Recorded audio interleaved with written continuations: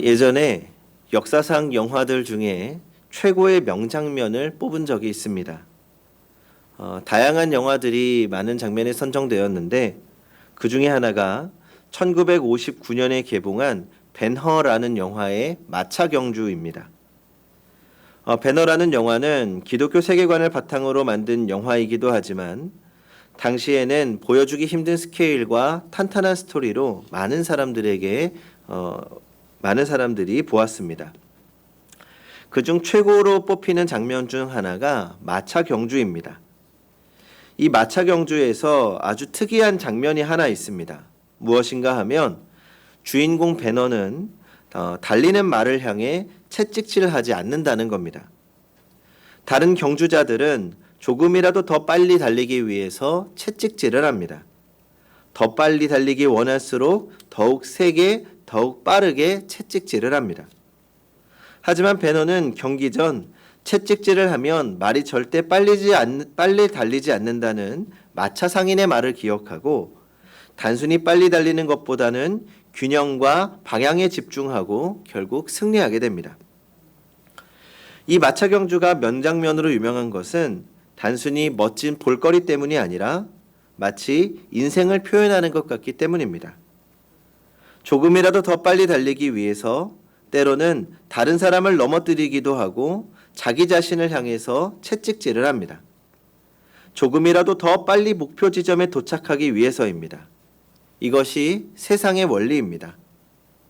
그러나 하나님을 믿는 사람들이 가진 삶의 원리는 다릅니다. 인생에서 중요한 것은 속도가 아니라 균형과 방향입니다. 하나님을 믿지 않는 사람들은 자기가 가지고 있는 것이 전부입니다. 그래서 눈에 보이는 것을 중심으로 모든 것을 판단합니다.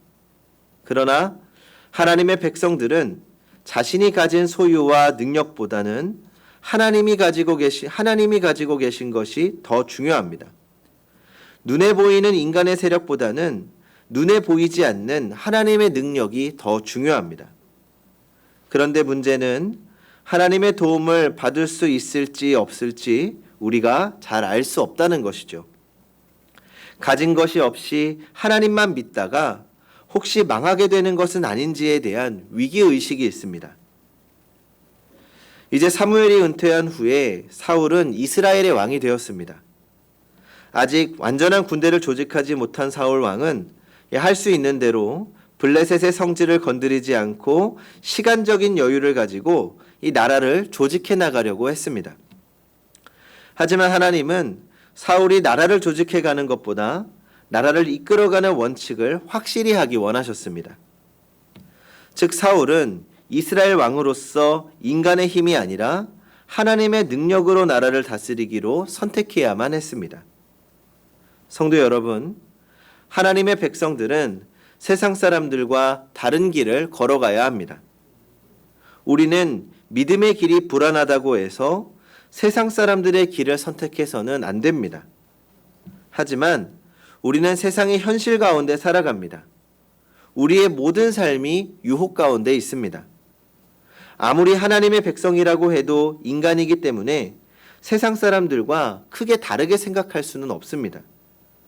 마음 한쪽은 믿음으로 달려가려고 해도 다른 한쪽에서는 세상의 방식을 따르고 싶어 하는 유혹이 있는 것입니다. 이때 우리는 하나님 앞에 솔직한 고백을 드려야 합니다.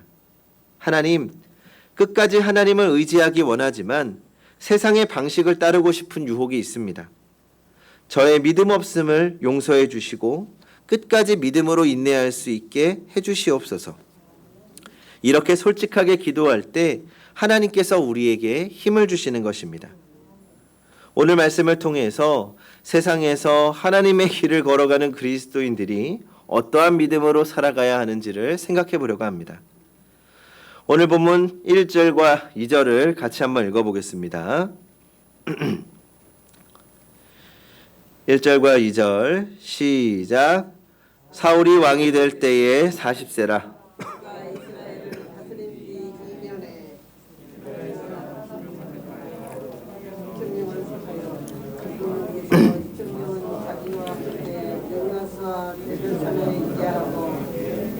증명을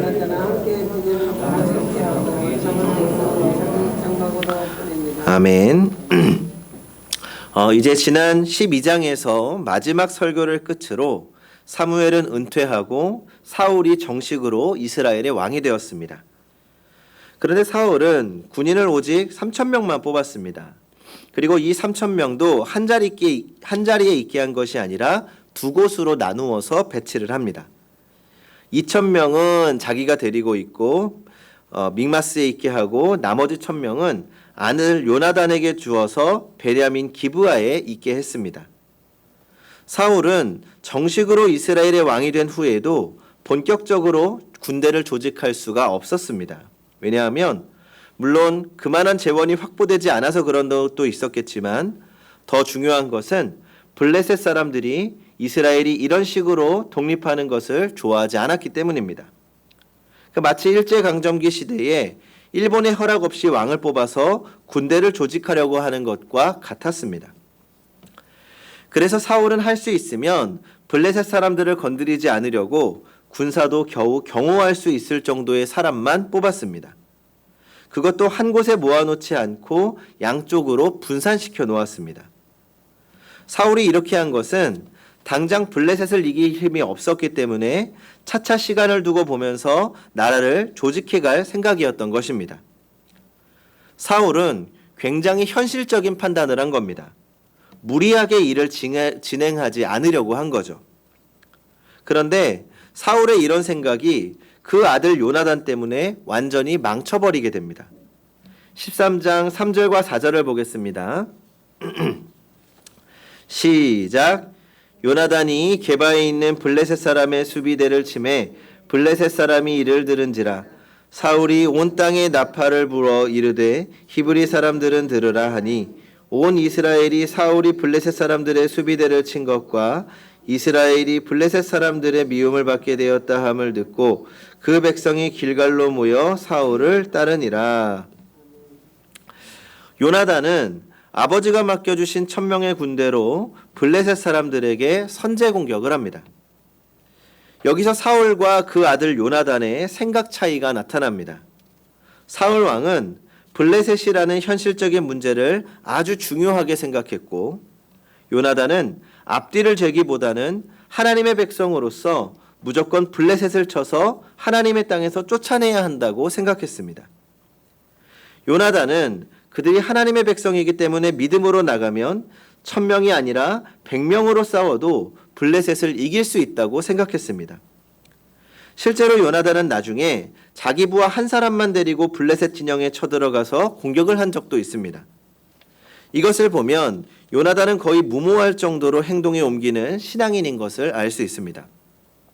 그러면 성도 여러분, 여기서 사울의 자세가 옳습니까? 아니면 요나단의 자세가 옳은 것입니까? 어떻게 보면 사울의 자세는 믿음이 없는 것처럼 보이지만 신중한 자세일 수 있습니다. 그리고 요나단은 믿음이 아주 좋고 훌륭한 것처럼 보이지만 무모하고 위험한 자세로 보일 수 있습니다. 우리는 여기서 사울의 자세가 옳은 것인지 요나단의 자세가 옳은 것인지 한마디로 말할 수는 없습니다. 신중해야 할 때가 있고 모험을 해야 할 때가 있습니다. 하지만 이스라엘 백성들이 오랫동안 침체되어 있을 때에는 하나님께서 요나단처럼 무모할저로 행동에 옮기는 사람들을 사용하십니다. 하나님이 힘을 주시고 축복하실 때에는 과감하게 행동에 옮길 필요가 있습니다. 저는 오늘 같은 교회적 현실 속에서 요나단과 같은 모험이 필요하다고 생각합니다. 코로나 시기를 거치면서 모든 교회가 많이 침체되었습니다. 이러한 때 우리는 조심하고 신중해야 할 부분이 있습니다. 사회적 거리두기나 방역 조치는 최대한 적극적으로 동참해야 합니다. 하지만 그렇다고 영적 침체와 함께 신앙의 도전이 멈추어서는 안 됩니다. 하나님께서 허락하신 상황 속에서 우리는 믿음의 도전을 계속 해나가야 합니다. 하나님은 믿음의 도전을 통하여서 새로운 일들을 이루시기 때문입니다. 그래서 우리 성도님들께 권면드리고 싶은 것이 있습니다. 지금 우리에게 주어지는 모든 신앙의 도전에 대한 기회가 있다면 놓치지 말고 도전해 보시기 바랍니다. 계속해서 이야기를 살펴보겠습니다. 13장 5절입니다. 블레셋 사람들이 이스라엘과 싸우려고 모였는데 병거가 3만이요 마병이 6천 명이요 백성은 해변에 모래같이 많더라. 그들이 올라와 베다된 동쪽 믹마스에 진침해. 결국 요나단의 공격은 블레셋을 자극하게 됩니다. 지금 이스라엘을 치지 않으면 이 너무 크게 될 거라고 판단한 거죠. 그리고 대대적인 군사를 이끌고 이스라엘을 공격합니다. 우리는 블레셋의 공격이 요나단 때문에 일어났다고 생각해서는 안 됩니다. 그것은 하나의 빌미였을 뿐입니다. 블레셋이 바라는 것은 이스라엘을 완전히 지배하는 겁니다. 그러니까 안 그래도 왕이 뽑히고 공격할 기회를 찾고 있었는데 좋은 핑계가 생긴 거죠. 지금 러시아가 우크라이나를 침공한 것과 비슷하다고 생각할 수도 있습니다. 블레셋은 이스라엘이 힘을 내고 부흥하는 것을 아주 싫어합니다. 당연합니다. 마귀가 가장 싫어하는 것이 교회가 부흥하고 성도들이 은혜 받는 것입니다. 마귀가 가장 두려워하는 것이 바로 이것입니다.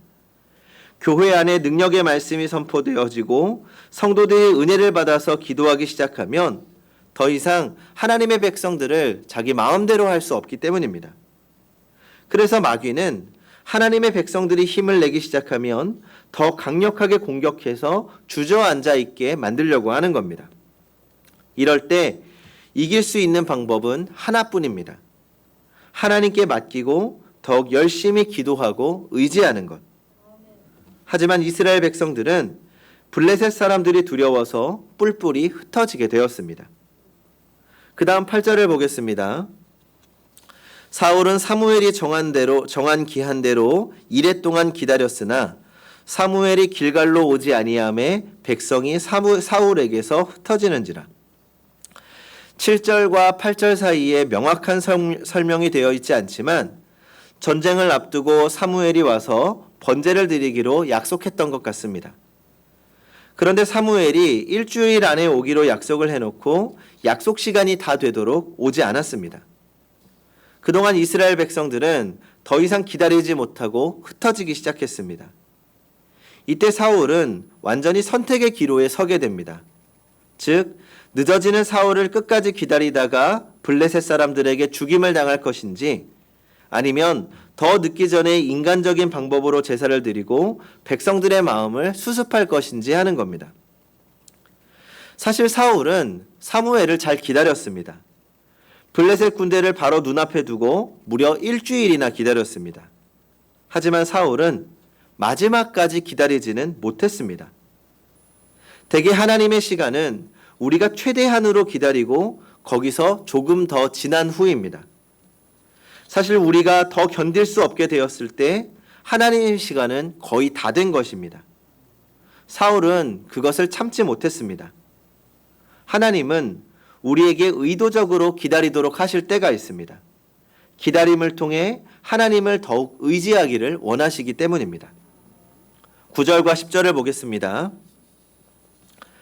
사울이 이르되 번제와 화목제물을 이리로 가져오라 하여 번제를 드렸더니 번제 드리기를 마치자 사무엘이 온지라. 사울이 나가 맞으며 무난하매. 결국 사울은 자신이 제사를 인도합니다. 분명한 사울의 잘못이었습니다. 제사는 오직 제사장만이 할 수 있는 일입니다. 하지만 사울은 백성이 흩어지는 것을 막기 위해서 자격이 없음에도 불구하고 자신이 제사를 드렸습니다. 어쩌면 사울 옆에서 제사를 드리도록 충동질하는 사람들도 있었을 것입니다. 그럼에도 불구하고 사무엘은 기다렸어야 합니다. 이게 참 어려운 일입니다. 인간적이고 정치적인 선택으로는 사울의 선택이 맞습니다. 사람들의 불안을 잠재우고 정치적으로 안정을 꾀하고 어차피 전쟁을 치루어야 한다면 신속하게 준비해야 합니다. 그러나 하나님은 이것이 옳지 않다고 말씀하십니다. 하나님은 사울이 끝까지 하나님만 의지하기를 원하셨습니다. 다른 백성들은 다 흩어지더라도 사울은 그곳에 남아 있어야 했고 아무리 사무엘이 늦어져서 끝까지 기다려서 사무엘이 드리는 제사를 통하여 하나님의 도우심을 받아야만 했습니다. 이것이 사울이 왕으로서 치러야 하는 어려운 시험이었습니다. 그리고 결국 사울은 그 시험을 통과하지 못합니다. 결국 폐위될 것이라는 경고를 받게 됩니다. 사울의 선택은 세상에서 살아가는 연약한 우리의 선택과 비슷한 것 같습니다. 모험해야 할 때와 기다려야 할 때를 구분하지 못하는 것입니다. 하나님께서 기회를 주셔서 블레셋과 싸워야 했을 때는 모험하지 못하고 정작 하나님께서 기다리라고 하실 때에는 기다리지 못했습니다. 왜요? 그 이유는 우리의 두려움 때문입니다. 우리가 하나님을 의지하는데 가장 어려운 것이 만약입니다. 만약 하나님이 도와주시지 않으면 어떻게 하는가 하는 두려움이 있는 것입니다. 그래서 기다리지 못하고 그래서 모험하지 못합니다. 먼저 우리는 하나님을 신뢰해야 합니다. 하나님이 기다리라고 하신다면 우리는 끝까지 기다려야 합니다. 하나님께서 도전하라고 하시면 두려움을 딛고 도전해야 합니다. 거기서부터 하나님의 역사가 시작됩니다.